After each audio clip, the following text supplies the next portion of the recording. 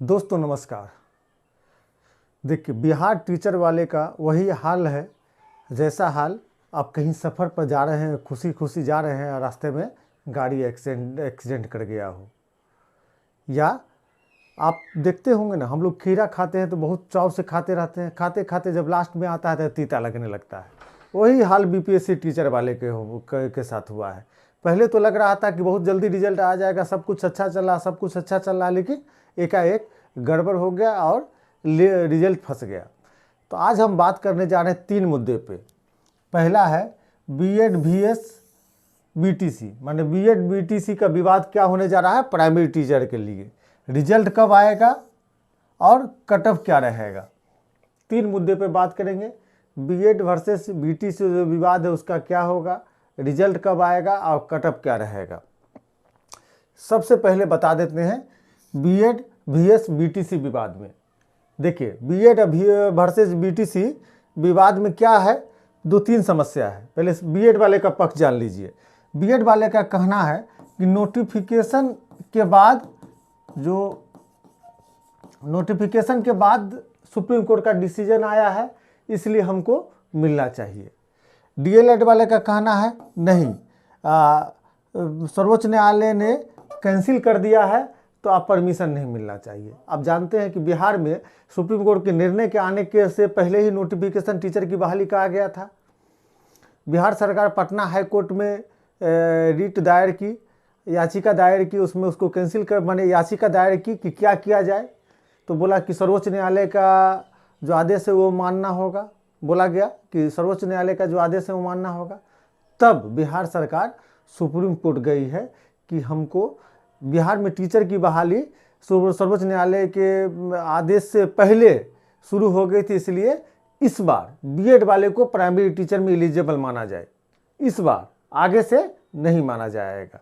तो आप जानते हैं कि सर्वोच्च न्यायालय में यह मामला पेंडिंग है, तो हम लोग अनुमान ही लगा सकते हैं कि क्या निर्णय होगा। देखिए, निर्णय जो होना है, सर्वोच्च न्यायालय ने जब इस बात को कहा था कि बीएड वाले प्राइमरी टीचर के लिए एलिजिबल नहीं है, तब एक बात और उठी थी कि मौलिक अधिकार का उल्लंघन हो जाएगा अगर बीएड वाले को प्राइमरी टीचर में हम एलिजिबल मानते हैं। ऐसा इसलिए कि गुणवत्तापूर्ण शिक्षा मौलिक अधिकार है और जिसको हमने ट्रेनिंग ही नहीं दिया है उसको टीचर कैसे मान ले। मतलब बीएड वाले को प्राइमरी टीचर के लिए ट्रेनिंग ही नहीं दिया तो उसको एलिजिबल कैसे मान ले। अगर सभी मामले को देखते हैं तो बीएड वाले के पक्ष में निर्णय जाने की बहुत कम संभावना है। बीएड वाले के पक्ष में निर्णय जाने की बहुत कम संभावना है। अगर जो निर्णय आएगा वो डीएलएड वाले के पक्ष में ही आना चाहिए, यह मेरा अनुमान है। जहाँ तक सोच समझ है उसके अनुसार यह अनुमान है। तो यह मामला फंस गया कि क्या होगा, क्योंकि जब तक सर्वोच्च न्यायालय का निर्णय नहीं आएगा पुनः, तब तक इसमें रिजल्ट दिया नहीं जा सकता है, आप जान रहे हैं। तो आपका जो बीएड वर्सेस बीटीसी है वह मामला फंस गया। बीटीसी मतलब बिहार में उसको डीएलएड भी बोला जाता है, एलिमेंट्री एजुकेशन भी बोला जाता है, बहुत सारे नाम से जाना जाता है। लेकिन इतना जान लीजिए, प्राइमरी टीचर के लिए टीचर ट्रेनिंग वाले होते हैं वो, अब बीएड, दोनों में विवाद है और आगे देखते हैं क्या है। जब तक यह मामला नहीं आएगा तब तक रिजल्ट नहीं आएगा। तो रिजल्ट दूसरी बातें हम बात कर रहे हैं, रिजल्ट कब तक आएगा। देखिए, अब तो रिजल्ट में समय लग रहा है और समय लगेगा ही। रिजल्ट तभी आएगा जब सर्वोच्च न्यायालय का निर्णय हो जाए। सर्वोच्च न्यायालय का निर्णय आ जाएगा, रिजल्ट रेडी है। बीएड के पक्ष में निर्णय आएगा तो बीएड के साथ भी रिजल्ट रेडी है, और बीएड वाले के विपक्ष में निर्णय आता तभी जो डीएलएड है या बीटीसी वाले उसके लिए रिजल्ट तैयार है। बहुत ज़्यादा लफड़ा नहीं है। अब जानते हैं कि आजकल कंप्यूटर से बनता है सब चीज़, बनाने में समय नहीं लगता है, सब चीज़ रेडी है, फॉर्मेलिटीज सिर्फ बाकी है। अगर आज निर्णय आता है तो हो सकता है कि आज ही शाम में रिजल्ट जारी हो जाए। लेकिन बात यह भी उठती है कि पीजीटी या टीजीटी का रिजल्ट क्यों नहीं आया, वहाँ तो विवाद नहीं है। तो कुछ प्रोसेस है जो चल रहा है, उसके बाद आपको रिजल्ट आ जाएगा। रिजल्ट आ जाएगा तो सर्वोच्च न्यायालय का निर्णय आने के बाद ही रिजल्ट आएगा, और रिजल्ट 15 अक्टूबर से पहले नहीं देखने को मिलेगा। लेकिन 15 अक्टूबर तक सारी समस्याओं का समाधान हो जाएगा। बीएड वाले एलिजिबल हैं या नहीं है, बहुत ज़्यादा इसमें बहस तो होगी नहीं, एक ही दिन में फैसला हो जाएगा, बहुत लंबी बहस चलनी नहीं है। एक ही दिन में फैसला हो जाएगा, तो ज़्यादा दिक्कत नहीं है। आगे बात करते हैं कटअप क्या रहेगा। आगे बात करते हैं कटअप क्या रहेगा।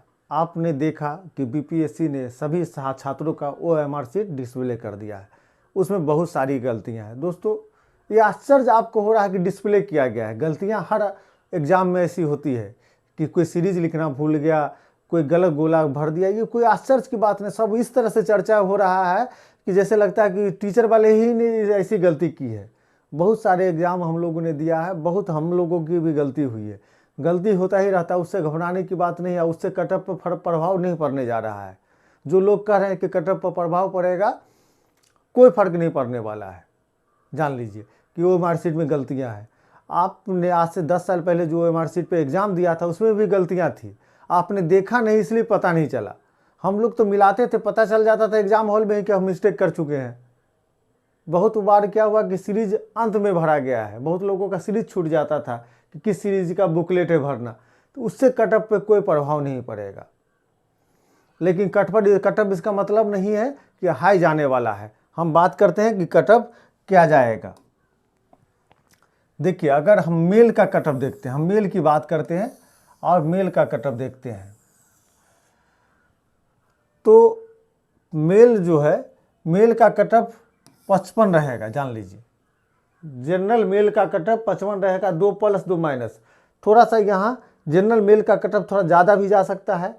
बीएड वाले को छोड़ के बता रहे हैं, सिर्फ DLED वाले अगर रहते हैं तो कटअप जो जनरल का है वो 55 जाएगा, प्लस 2 माइनस 2। अगर मेल EWS का कटअप देखते हैं तो 53 रहने की संभावना, ज़्यादा कम नहीं रहेगा। ऐसा इसलिए ज़्यादा कम नहीं रहेगा EWS का कटअप क्योंकि अदर स्टेट वाले फाइट कर रहे हैं, इसलिए जनरल का कटअप में थोड़ा रस रहेगा, एक एक नंबर के लिए मार होगी और EWS का कटअप बढ़ जाएगा। जैसे इस का कटअप बढ़ेगा तो सबका कटअप बढ़ जाता है, क्योंकि रिजर्वेशन कैटेगरी वाला भी जनरल में सेलेक्ट होता है, तो इससे प्रभाव तो पड़ेगा ही। अब मेरी बात समझ रहे हैं। जनरल कैटेगरी की जो सीटें होती है उसमें सभी कैटेगरी के लोग और बाहर के लोग फाइट करते हैं, तो क्या होता है कि अगर वहाँ बाहर वाले नहीं आते तो कैटेगरी वाले लोग इन करते, तो अब इन करने की संभावना कम हो जाती है। कैटेगरी वाले जनरल वाले में कम इन करेंगे तो सभी का जो है कटअप बढ़ेगा। तो जनरल में 55 मेल, EWS में 53 मेल, BC में 51 मेल, 51 नंबर होगा BC का, तो पास कर जाएगा, प्लस 2 माइनस 2 नंबर घट भी सकता है, 2 नंबर बढ़ भी सकता है। EBC में कटअप कम जाता है, 48 जाता है, लेकिन EBC का कटअप महिलाओं में तो बहुत डाउन हो जाएगा, जान लीजिए। तो 48, SC का कटअप 45 जाने की संभावना है, हर में प्लस 2 माइनस 2 की संभावना आप रखिएगा, 43 भी हो सकता है, 47 भी हो सकता है। ST देखिए बिहार में ST के लिए सीटें कम है, तो SC से ज़्यादा कटअप जाएगा, तो एक नंबर हम बढ़ा दिए 46, ST का 46 प्लस 2 माइनस 2। अगर महिलाओं की बात करते हैं तो जनरल महिला का 50, जनरल महिला का 50 कटअप जाएगा, याद रखिएगा। जनरल में महिला का 50 कटअप जाएगा, प्लस 2 माइनस 2 की संभावना हमेशा रखिएगा, कोई फिक्स कटअप नहीं होगा। और EWS में जो है 48, महिलाओं का 48 रहेगा, प्लस 2 माइनस 2, मतलब 2 सब बढ़ भी सकता है, 2 घट भी सकता है। BC में महिलाओं का थोड़ा सा कम जाएगा,